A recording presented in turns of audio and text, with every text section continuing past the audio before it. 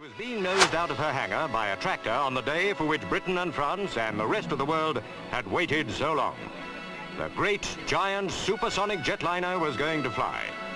A year late, millions of pounds over the estimated cost, and still a very big question mark. These were Concorde's first claims to fame. But on this day, a lot of those question marks would be answered. For Concorde 001, this was the chance to prove she was the super bird everyone had hoped and worked for.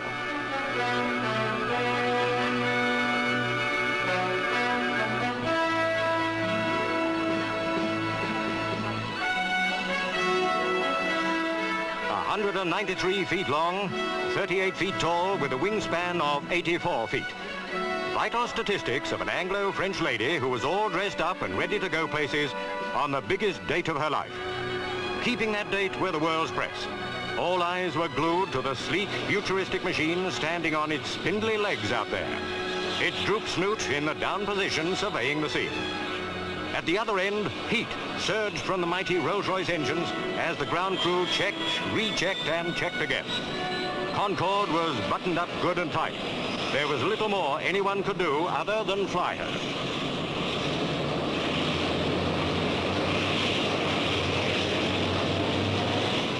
After 6 years of designing and building, delays and progress, the dream was a reality. Concorde nosed slowly out towards the starting point of her flying career. The men chosen to crew the Speedbird on her maiden flight had plenty to do during the last few seconds before takeoff. The all-important final pre-flight check, carried out by Chief Pilot André Turcat and his crew, went without a hitch. This was it.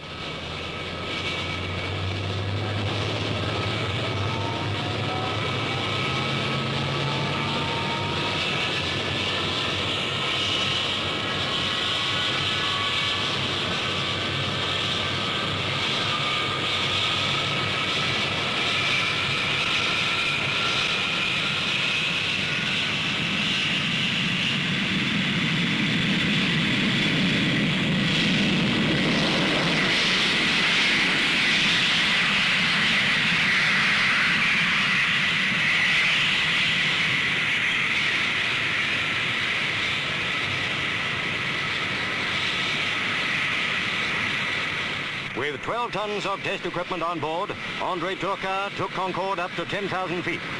She was almost ticking over at less than 300 miles an hour. Nose still in the croup position, undercarriage down.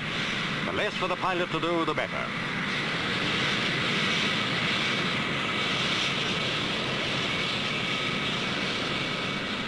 Earthbound technicians waited for reports to come in. And what reports they were. Concorde handled beautifully. After only 27 minutes of flight, she was coming home. The weather was threatening, but the test pilot knew what he wanted to know.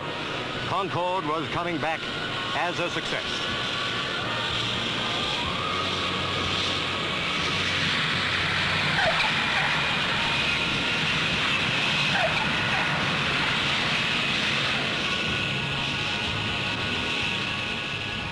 In a few years' time, the sight of Concordes on international airfields all over the world will be commonplace if all goes well. Then there'll be 130 passengers on board. Flying times will have been cut by half. London to New York from 7 hours 40 minutes to 3 hours 25 minutes. But for the moment, there's a lot more flight testing to be done. A long, lonely job for the French and British test pilots and their crews. But now was a time of triumph, and André Turcat was the hero.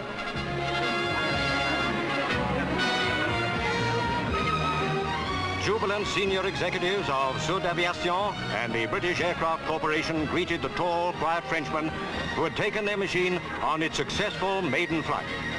Inside, the world's press wanted to hear Monsieur Turcat's verdict. The big bird flies, he said. It's the beginning of the big work.